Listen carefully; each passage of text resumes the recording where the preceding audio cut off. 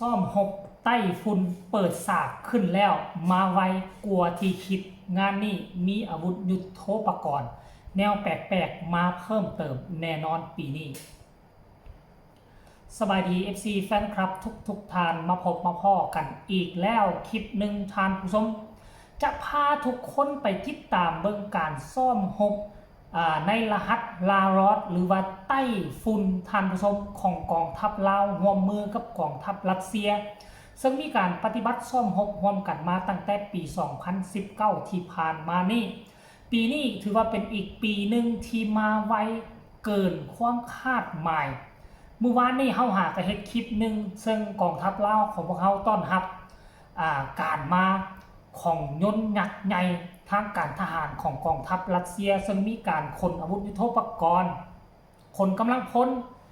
เข้ามาผืนแผ่นดินลาวก็คิดว่าจะใช้เวลาเป็นเดือนจึงจะเริ่มเปิดซากแต่ว่ามือวานนี่เห็นข่าวทั้งกองทัพได้ออกมาเป็นทีเรียบร้อยแล้วก็คือการซ่อมรบไต้ฝุ่นของกองทัพแมนได้เปิดซากขึ้นแล้วแต่ว่าก่อนจะลงภาคสนามก็มีการฝึกซ้อมเนาะเรียนทฤษฎีสากลอยู่ที่ห้องประชุมซึ่งมีอาวุธยุทโธปกรณ์หลายอย่างที่กองทัพลาวของเฮากับบ่เคยเห็นหรือบางชิ้นส่วนเคยเห็นแต่ว่าบ่เคยนำใช้เป็นต้นก็คือโดรนปีนี้ขั้นท่ากรณีว่าลงภาคสนามตัวจริงเฮาอาจจะได้เห็นฝูงโดรนโจมตีฝูงโดรนสืบข่าวในรูปแบบการปฏิบัติตัวจริงท่านผู้ชมซึ่งมันเป็นเรื่องแปลกใหม่ของกองทัพประชาชนลาวของพวกเฮาถึงแม้ว่ากองทัพเฮานี่ก็มีโดรนอยู่แล้วมีโดรนอยู่ในครอบครองมาแล้วบ่ต่ำกว่าประมาณ2 ปีแต่ว่าประสบการณ์เรื่องการใช้โดรนสอดแนมใช้โดรนโจมตีก็ถือว่ามันเป็นเรื่องใหม่ของกองทัพของเฮาอยู่แล้วก็ยังเห็นอาวุธปืนเนาะเห็นปืนไรเฟิลซึ่งเป็นส่วนหนึ่งเนาะที่จะได้นำใช้เข้าในสงครามสมัยใหม่เพราะว่าทุกมือนี่นะเขาจะบ่ค่อยเอากำลังพลไปปะทะกันแล้วใช้ปืนไรเฟิลเนาะความไกลก็สิประมาณ2 กิโล 3 กิโลแล้วนี่เป็นต้นใช้โดรนเนาะเพื่อลดความเสี่ยงลดความเสียหายของบรรดาไอ้น้องทหารโดรนนี่แบกรับน้ำหนักลูกระเบิดคนเข้าไปถล่มใส่ขั้นท่ากรณีว่าเฮาเป็นกองทัพน้อยแต่ว่าเฮามุ่งเน้นเรื่องโดรนนี่ถ้ากองทัพเฮาสามารถมีโดรนครอบครองประมาณ 10,000 ลำนี่ค่อยคิดว่ามันจะได้เปรียบแน่นอนมันจะได้เปรียบเพราะสงครามทุกมื้อนี้เห็นบ่ล่ะแม้แต่กองทัพเบอร์ต้นๆของโลกบ่ว่าจะเป็นสหรัฐรัสเซียเฮาก็เห็นมาแล้วอิสราเอลกับอิหร่านสหรัฐกับอิหร่านก็ใช้โดรนก็ว่าใช้โดรนเป็นส่วนหนึ่งของสงครามรายละเอียดให้ทุกคนไปชมคลิปเล่านี่สากลจากโทรภาพกองทัพ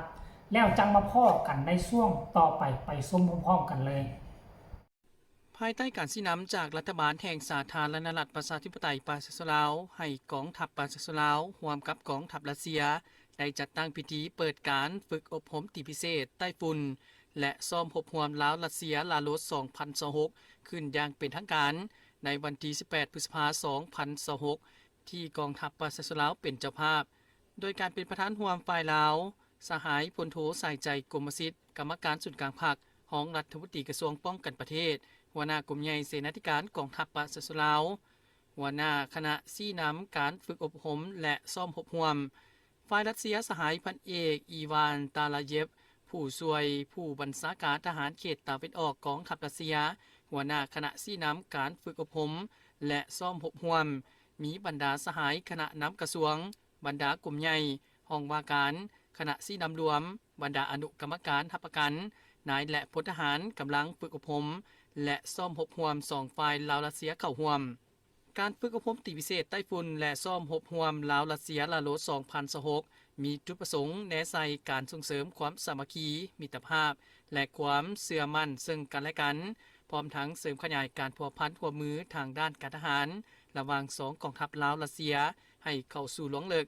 แนะใส่แลกเปลี่ยนบทเรียนในการดำเนินการสู่รบต้านกลุ่มติดอาวุธผิดกฎหมายอยู่เขตภูผาป่าดงยกระดับความสำนิสำนานด้านศิลปยุทธยุทธวิธีของเหล่ารบตีพิเศษ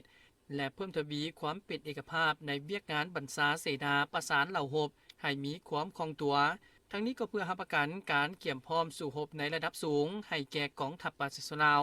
และกองทัพรัสเซียให้สามารถตอบโต้กับทุกสิ่งท้าทายและภัยข่มขู่รูปแบบใหม่ที่มีผลกระทบต่อความมั่นคงของชาติภาคพื้นและสากลอย่างทันการปฏิบัติตามแผนการฝึกอบรมภายใต้รหัสไต้ฝุ่นและการซ้อมรบระรบระหว่างสองกองทัพลาวรัสเซียประจำปี 2026 และจุดประสงค์การฝึกอบรมและซ้อมรบในครั้งนี้มันหน้าที่หนึ่งเพื่ออัดแน่นความสามัคคีมิตรภาพเสริมขยายการร่วมมือระหว่างสองกองทัพลาวและรัสเซียให้นำมือระงับขึ้นและทั้งเป็นการแลกเปลี่ยนบทเรียนในการสู้รบอยู่ในภูมิประเทศภูป่าประดงระหว่างสองกองทัพจุดประสงค์ที่2เพื่อยกระดับความรู้ความสามารถให้ผู้บัญชาให้รู้ในการจัดตั้งบัญชาประสานและก็รู้นำใส่อาวุธและพาหนะเข้าในการสู้รบตัวจริงระหว่างสองกองทัพจุดประสงค์ที่3และเพื่อเป็นการกวดกาที่ราคาความสามารถในการจัดตั้งเกี่ยมพร้อมสู้รบและทั้งเป็นการยกระดับในการฝึกอบรมระหว่างสองกองทัพในใส่หาประกันการเกี่ยวพร้อมสู้รบและสู้รบของกองทัพเราการฝึกอบรมตีพิเศษไต้ฝุ่นและซ่อมหบหวมลาวรัสเซียลาโลด2026แม้นมีความสำคัญอย่างยิ่งในการยกระดับกำลังเพิ่มทวีความเข้มแข็งขอบด้านให้แก่กองทัพปาซิสลาวให้ก้าวขึ้นเป็นกองทัพทันสมัยการฝึกอบรมตีพิเศษไต้ฝุ่นและซ่อมหบหวมลาวรัสเซียลาโลด2026นี้บ่เพียงแต่แม่นการฝึกซ้อมทางการทหารเท่านั้นแต่แม่นการยั่งยืนถึงความไว้เนื้อเสียใจและการหัวมือแบบรอบด้านระหว่างลาวรัสเซียที่มีมาแต่โดนนานการฝึกซ้อมครั้งนี้ถือเป็นบาทก้าวสำคัญในการพัฒนากองทัพปาซิสลาวให้ก้าวไปสู่ความทันสมัยและมีความพร้อมในการปกปักรักษาความสงบสุขของชาติของอันนี้เป็นเพียงการเขาเอิ้นว่าฝึกซ้อมอบรมทางด้านทฤษฎีแต่ว่าลงภาคสนามตัวจริง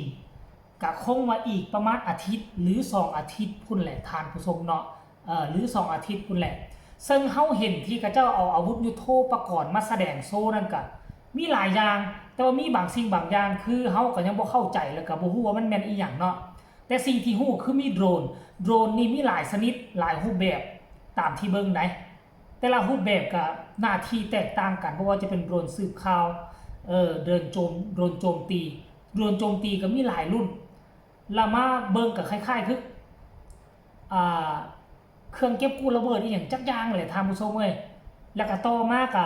เห็นแวบๆนั่นก็คืออย่างบางกี้นี่ก็บ่แน่ใจท่านผู้ชมเพราะว่าทั้งการทหารเขาเจ้าทายเขาเจ้าก็บ่ได้อธิบายละเอียดเพราะว่ามันบางอย่างมันก็เป็นความลับเนาะบางอย่างมันก็เป็นความลับของกองทัพมันก็เลยเฮ็ดให้พวกเขาก็คุ้มเครือทั้งด้านข้อมูลข่าวสารก็เอาเป็นว่าท่านผู้ชมในคลิปต่อไปคันถ้าว่ามีอีหยังพ้นเด่นเห็นข้อมูลข่าวสารอีหยังเพิ่มเติมก็จะมาเล่าสู่ FC แฟนคลับฟังก็แล้วกันเนาะสำหรับคลิปนี้ก็ฝากเอาไว้เพียงส่ำนี้ก็แล้วกันฝากกดไลค์กดแชร์พอกันใหม่ในคลิปหน้าสบายดี